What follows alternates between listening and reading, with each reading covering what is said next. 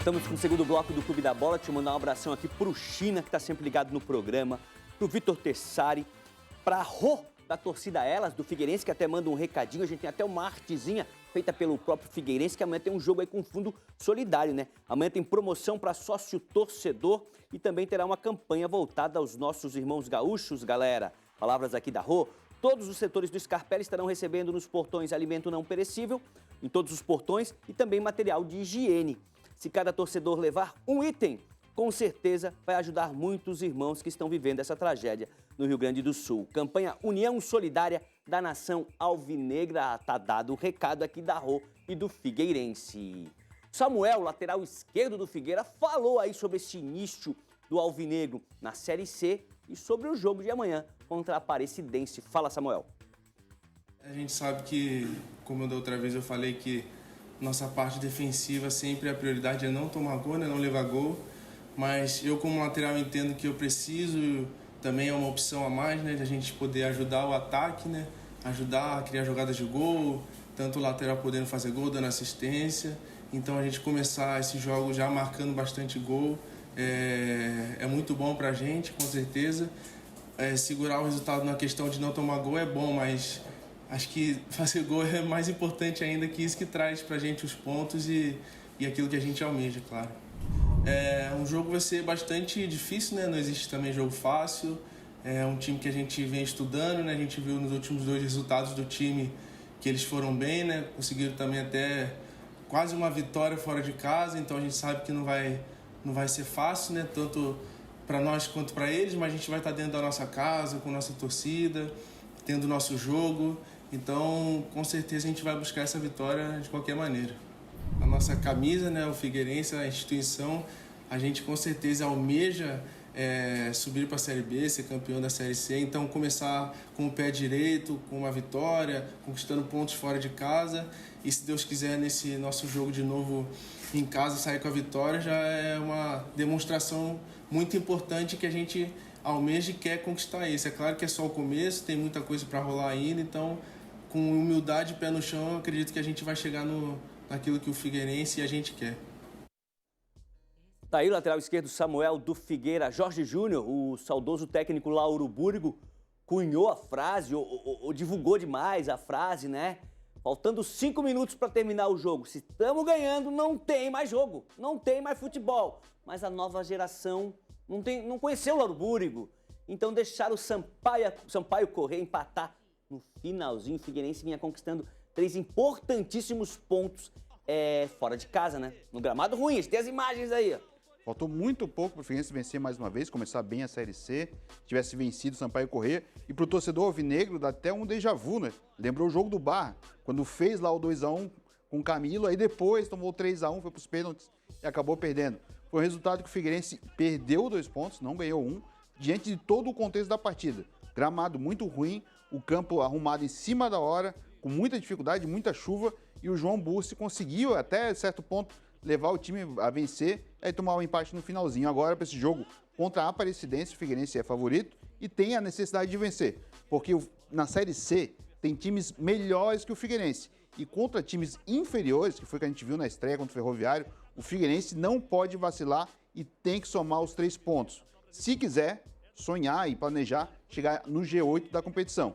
Para o torcedor mais pessimista, esses 4 pontos, se vencer amanhã 7 pontos, já dão até um alívio pensando no pior, que vai ficar mais distante de acontecer. Mas para o torcedor que está querendo tirar o Figueirense dessa lama, literalmente, que é a Série C, tem que vencer o jogo de amanhã. Fábio Machado, motivos não faltam para o torcedor comparecer, né? Esse bom começo do Figueirense, 4 pontos em 2 jogos, o Fundo Solidário, que tem esse jogo para os nossos irmãos gaúchos. O que o Figueirense precisa fazer para conseguir os 3 pontos diante da Aparecidense? É um jogo para o torcedor comparecer, eu acho que não só pelo resultado em campo, mas por tudo que vem acontecendo fora do gramado, né? O Figueirense aí nessa retomada, nessa reconstrução, voltando a se associar, voltando a ter patrocinadores, voltando a ter uma atividade mais efetiva, coisa que o Figueirense não teve recentemente. Então está sendo realizado um trabalho muito legal, pé no chão, difícil ainda, muito complicado, mas está sendo feito um trabalho. Sobre bola rolando, sobre o gramado, mas olha, não dá para avaliar tecnicamente esse jogo, né? O cara tem que ser muito bom se tirar alguma conclusão dessa partida. O estado do gramado ruim, muita lama, bola não rolava, aí você não desenvolve, né? Ao mesmo tempo que poderia ser ruim para o Figueirense, porque o Pimentinha ia deitar e rolar, também podia ser muito ruim para o adversário. De repente o Alisson está numa fase boa, o próprio Pato, né, que teria espaço para trabalhar. A gente não sabe, é uma incógnita, não dá para avaliar agora. Não dá para tomar gol, não dá para tomar gol no último minuto. Eu concordo contigo, tem hora que você tem que fechar a marcação, não deixa cruzar, usa a boa malandragem, eu não estou dizendo aqui que tem que ser a má, não, a boa malandragem. Toca, leva a bola lá para o escanteio, segura a bola, retém. Não dá. É 2 pontos que ninguém sabe se pode fazer falta lá na frente. Daqui a pouco o Figueirense não consegue a classificação, aí vai ver, puxa, faltaram 2 pontos. Aqueles 2 pontos que nós vamos lamentar até hoje. Nego, 1-0, 44, é jogo que terminou. Então não dá para bobear como bobeou. Agora, não deixa de ser um bom resultado se o Figueirense confirmar em casa amanhã. Porque daí são 2 jogos, 9 pontos, conquista 7, já chega, o Figueirense já começa a trabalhar, a pensar na classificação. Lembrando que é 29 pontos. 29. Se o Figueirense ganhar amanhã já vai estar 9, quer dizer, já é um bom passo dado aí visando a classificação à próxima fase. Naquelas pérolas do futebol, né, Fábio? Não sei se você vai lembrar o nome do autor, mas você citou o jogador, o Pato, que é um animal aquático e gramático, né? Alguém falou uma vez aí. Vicente Mateus. Vicente Mateus. Ele falou que... Eu acho que era o Sócrates, né? Alguma coisa assim, que ele era um jogador gramático e aquático. Jogava bem na grama, jogava lá. Agora tem um detalhe, né? Já que para entrar no teu nível... A minha vibe. Pô, o Pato era para deitar e rolar naquele gramado. Verdade. Coloca a arte aí na tela, pessoal da produção do próximo jogo do Figueirense, só pra gente confirmar e não perder o horário. Amanhã no Scarpelli, né? 4h30 tem Figueira e a Associação Atlética Aparecidense. Eu apertei sem querer aqui no telefone, tava gravando a voz aqui. Deixa eu desligar aqui. Deixa eu ir lá pra Joinville, que a Drica vai entender a minha pergunta, Drica. Saudade da Série C, né, Drica? Pro Jack, que hoje tá sem série, uma Série C aí dava pra ter esse segundo calendário do ano, né? Uma segunda temporada pro Jack depois do Catarinense, né? Faz falta, né? Ou se faz falta. Eu já estou com saudade até da Série D, direto da Série C, né, Mancha? Mas eu estou usando o ano de 2024 para me preparar para a Série D de 2025, já que o Jack conseguiu garantir esse calendário no ano que vem. E a gente sabe o como é difícil, tanto a Série D como a Série C. O Figueirense é uma prova disso. E o Fábio falou, né, sobre esse momento do Figueirense de reconstrução, como é importante o torcedor ir ao estádio nesse jogo contra a Aparecidense, né? Tanto por essa questão solidária que a gente falou no começo do programa, como por esse começo do Figueirense. E falando daqui de uma realidade de um time que hoje não tem série, como eu falei, sente saudade de ter um calendário, eu reforço o que o Fábio falou. É muito importante que o torcedor abrace o time nesse momento. Eu sei que ano passado não foi, né, o ano que o torcedor do Figueirense esperava, muito pelo contrário, o time correu o risco, inclusive, de cair para a Série D.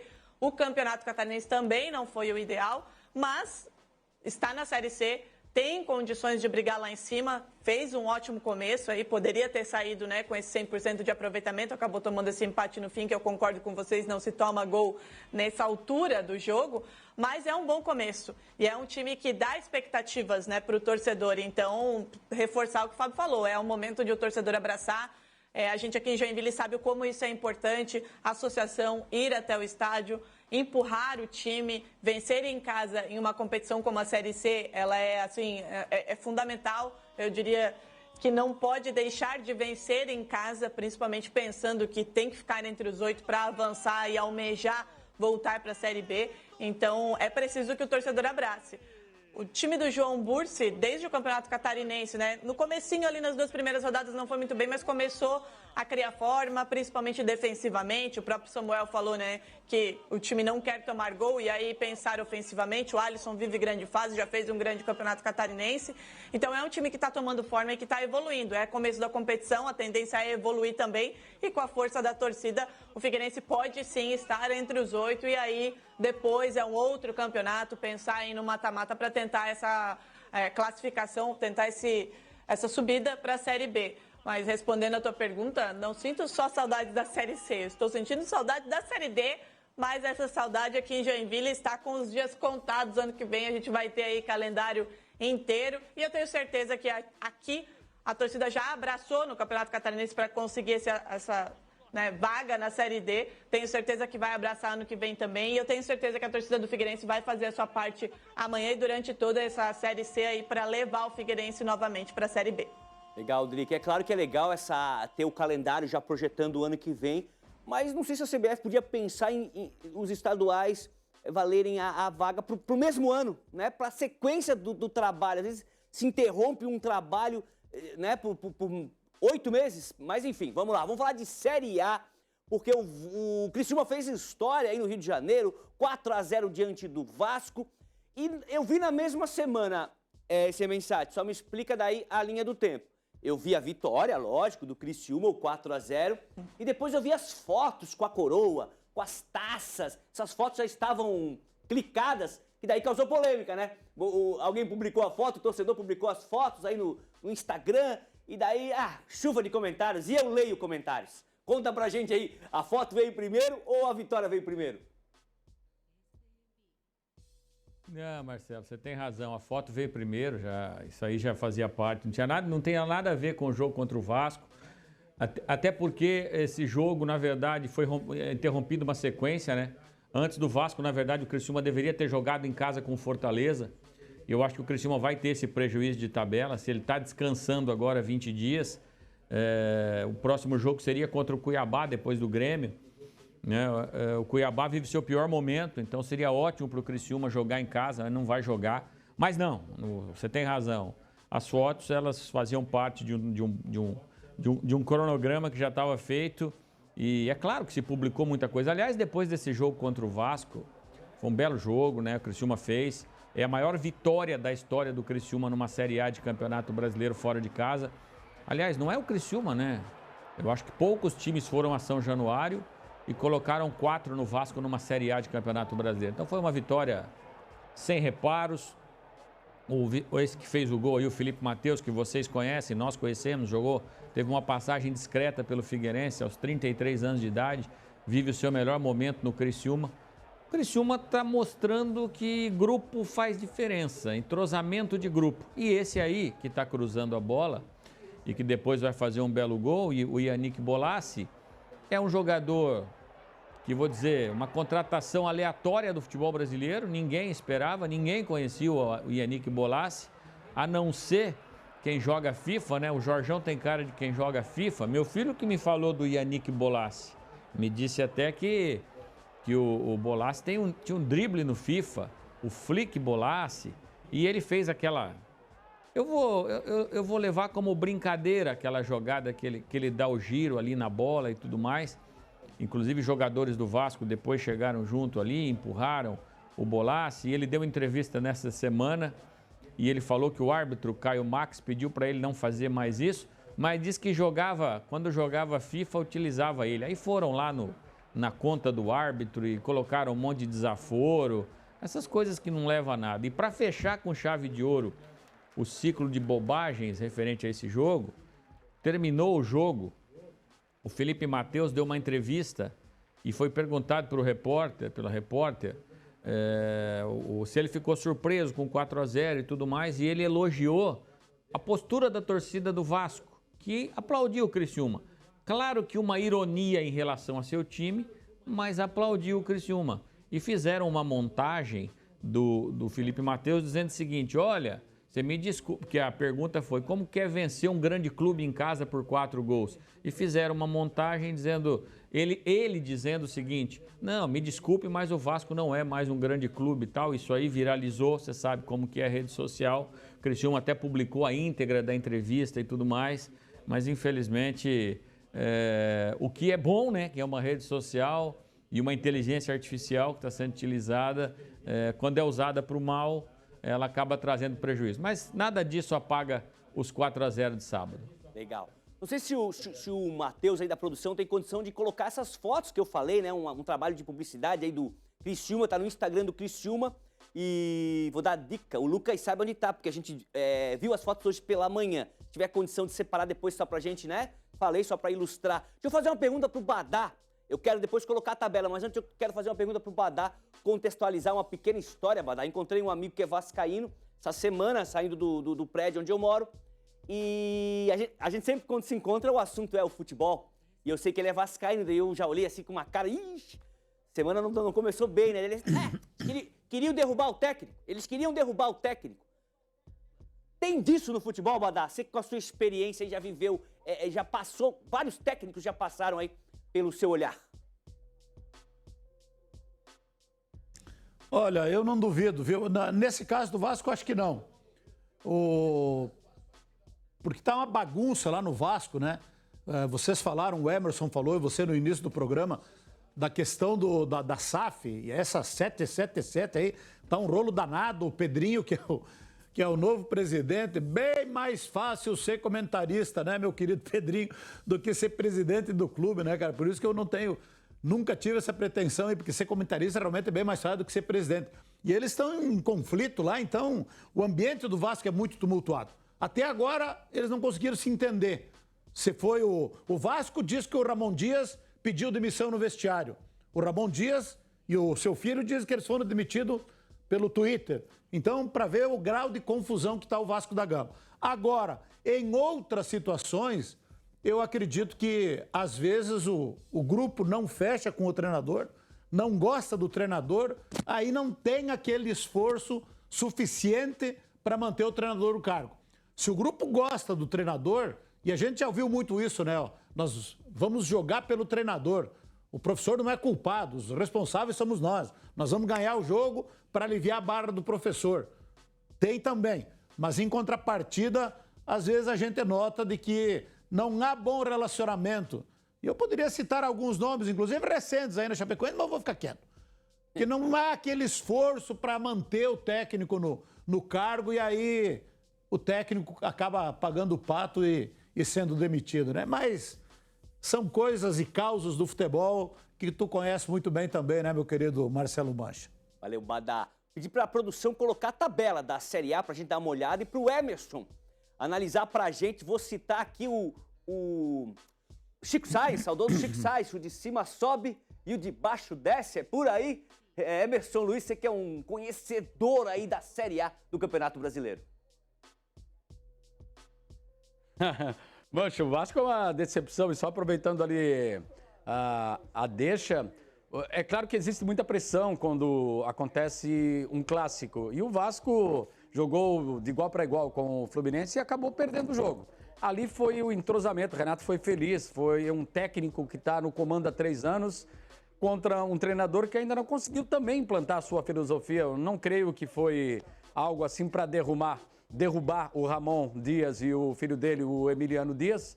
Foi mesmo competência do Criciúma, que deu um banho de bola, o Vasco não conseguiu jogar, o Criciúma estava muito bem arrumado e soube explorar os erros do adversário. O Vasco, sem dúvida, é uma decepção, é um gigante, você olha ali, Vitória, Atlético e Cuiabá, ok, mas Vasco na zona do rebaixamento, mas ao mesmo tempo você vê Fluminense, Corinthians, São Paulo, gigantes com 1 ponto atrás somente. E lá na frente, o Botafogo, vamos ver o que será desse Botafogo. Hoje tem Fluminense, Atlético Mineiro. Esse Galo, já falei aqui, é um timaço, mas é um elenco bipolar, assim como o próprio Internacional. É um time que tem muita qualidade individual, mesmo com essa bipolaridade. Eu acredito que agora está com um técnico bom, técnico inteligente, mais um gringo no nosso futebol, um argentino. O Atlético Mineiro é um dos favoritos, o Flamengo é decepção também, eu acredito, pelo elenco que tem. Tá uma fumaça lá, uma cobrança já para cima do Tite. São essas competições paralelas e o torcedor acaba colocando tudo dentro de um saco só. Mas o brasileiro aí tá só começando, a gente vê o próprio Fortaleza. Gostaria de exaltar também essa questão da continuidade do trabalho. Tem Cate no Criciúma e o Vojvoda hoje no Fortaleza, Mancha, completando 3 anos no comando, um dos técnicos aí com mais tempo de trabalho, o gringo, no nosso futebol. Bacana, isso é legal, não à toa que nos últimos anos aí o Fortaleza tem subido de produção. Poderia estar melhor aí na tabela, mas só tá começando, vai longe, 38 jogos para cada time, Mancha. Legal. A gente tem as fotos, né, que eu comentei, que foram postadas no Instagram. O Renato já esclareceu pra gente, tem nada a ver com a vitória, mas o torcedor, principalmente o torcedor rival, né, bota ali, vão ser campeão do mundo, já postaram muitas fotos. Fábio, você que é um dos mais elegantes aqui do Clube da Bola, fotos aí ficaram bonitas, né, para material de marketing, material de publicidade, aí, ó, o goleiro, ali era o Éder ali com as taças, e vai vir o Bolasie aí, Bolasie. Não, foto muito bonita. Cara, muito legais, né? Com a muito coroa. bem elaborada, muito bem produzida, né? Olha só, aí, perfeito, sem problema nenhum, né? É um trabalho, como é que se fala o Media Day? Media Day, Media né? Day, Media Day, o dia da mídia, aí Bolasie, ó, que os uma clubes bandeirona. realizam, né? Os clubes hoje se profissionalizaram muito nessa situação, assim, né? De representar a equipe, de divulgar o trabalho. Parabéns aí à direção do Criciúma. Olha, vou falar, ele ficou bem de coroa, hein? Ficou bem de coroa, a foto ficou muito legal mesmo, bem Aliás, já chamaram aquele drible que ele fez de passo Michael Jackson. Passa o Michael Jackson, legal Vai e volta. demais, hein? Legal demais, o moonwalk do futebol. Vamos falar de Copa do Brasil, então vamos começar com o Brusque. Vamos lá para Itajaí, Marcelo Nunes. Brusque 0, Atlético Goianiense 1. Você conversou aí com um torcedor, tenho certeza, bateu papo com os amigos que trabalham com esporte. Qual é o tamanho aí desse prejuízo? Dá para reverter?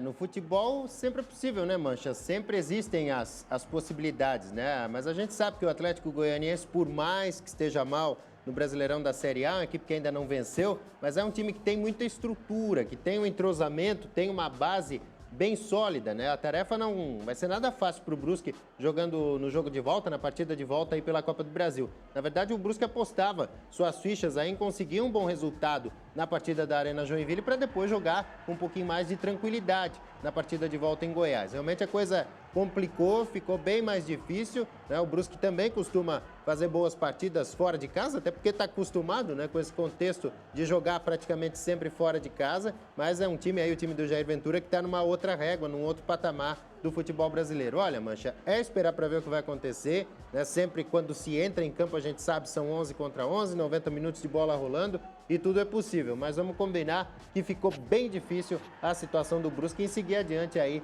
na Copa do Brasil. Claro, se conseguir uma vitória, uma classificação fora de casa na partida de volta aí da terceira fase, vai ser um resultado histórico, épico aí para o Brusque contra um time da Série A do Campeonato Nacional. Acho que o Luizinho Lopes tem pensado jogo a jogo, né? Agora foca no Goiás, depois segue pensando aí na Série B até esse jogo contra o Atlético Goianiense na semana aí do dia 22, partida de volta da Copa do Brasil. Mancha, foi 1-0, né? A partida da Arena Joinville, Brusque começou muito bem, depois acabou tomando gol e no final acabou escapando até de tomar mais um aí do Atlético Goianiense, que teve esse gol marcado pelo Luiz Fernando na vitória de 1-0, viu? Legal. Renato Semençati, situação semelhante à do Criciúma, 1-0 para o adversário.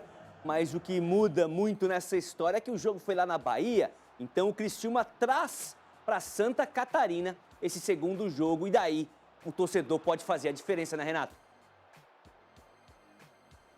Não tem dúvida, Marcelo. Até pelo que o Criciúma não produziu, né? O primeiro tempo foi equilibrado. Se a gente vê aí, o Bahia rodou, mas não acabou obrigando o Gustavo a defesa nenhuma, mas o segundo tempo foi diferente. Do Bahia faz esse lance aí o Bandeira deu impedimento. Se sai o gol, ia pro VAR para ser analisado. E a gente vê aí que no primeiro tempo foi um jogo igual, mas aí no segundo tempo, a partir do gol do Bahia, o cenário muda. Aí a melhor chance do Bahia no primeiro tempo com o Everton Ribeiro, mas finalizou para fora. E eu acho que o Criciúma, você nunca pode comemorar uma derrota, né? Perder nunca é bom. Mas pelos lances que a gente vai ver no segundo tempo, o Bahia, o Rogério Ceni lamentou isso na entrevista coletiva pós-jogo. Aí o gol, né? A jogada bela enfiada ali no meio do Trauco e do Marcelo Hermes a dobra e o Tassiano faz o gol ali. Para mim a falha aí é do zagueiro Rodrigo, que estava marcando o Tassiano individualmente e abandonou. E ele vai aqui na cobertura no Everaldo e o Tassiano fica livre. Mas enfim, Criciúma aí, segundo tempo o Rogério colocou o Biel, por exemplo, que deu uma outra dinâmica, né, ao time do Bahia. O Bahia desperdiçou chances. O Gustavo vai fazer uma defesa com o pé a 36 minutos, numa jogada do Ademir ex-América Mineiro. Essa jogada aí, ele faz a jogada, cruza e o Gustavo, que vive um grande momento no Criciúma, faz a defesa e salva. Pelo que produziu, o Criciúma pode comemorar esse resultado de 1-0, porque o Bahia, esse lance aí é outro, esteve muito próximo de fazer o segundo gol. E aí, se o cenário é 2-0, aí ficaria uma missão quase impossível. Mas 1-0 no Heriberto Wilson, em que pese a qualidade do Grupo City, do Bahia, que é do Grupo City, com grande investimento, o Criciúma tem todas as condições de vencer o jogo.